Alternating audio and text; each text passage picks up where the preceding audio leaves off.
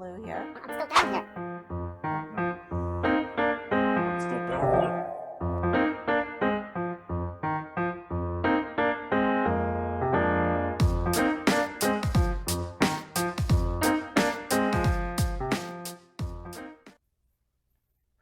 Welcome back, guys, to the G&T show. So what do we have in store for us today, Ton? On today's episode, we're going to show you an alternative way to analyze liquids to get better sensitivity.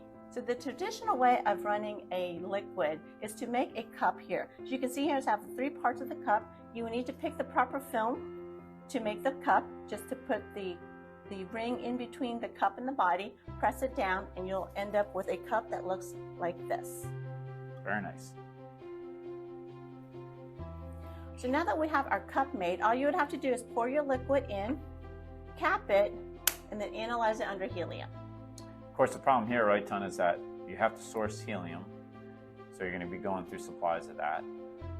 You're going to be losing some signal by being in that helium atmosphere versus vacuum. And you're going to have to go through that film. So some of the lighter elements will be attenuated by the film as well. Exactly. So this is why we want to show you an alternative way by using a filter paper method. So to do the filter paper method, what I'm using here is a Wattman 42 millimeter filter paper. The key here is to use a disposable weigh boat. Okay, because what's going to happen is the liquid is going to absorb right back into the filter paper from the weigh boat. So the optimum volume that I've found is around 250 microliters. And what you want it to do is that you want it to wick out completely. Okay, and because it's cellulose made, it will absorb the salt content that is in there.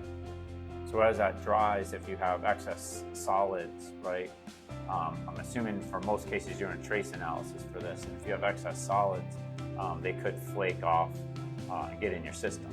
So cellulose is good at kind of holding all that in up to a certain point, right? Yes, but if there is too much salt on here, particulates, it's not a good idea to analyze this in your system. And the other thing is you can run this under vacuum. And that's the whole point of this, is that we want to do this under vacuum to get away from helium in the traditional way.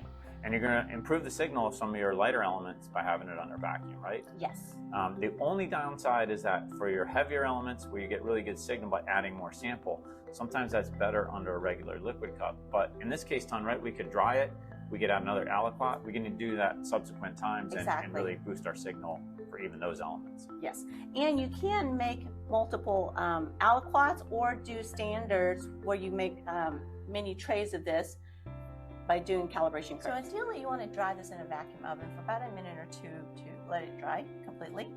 Then you want to verify and check that there are no particulates. So what I've done here is I've shrunk Glenn down really small so that it can check for me and show you what it looks like down there.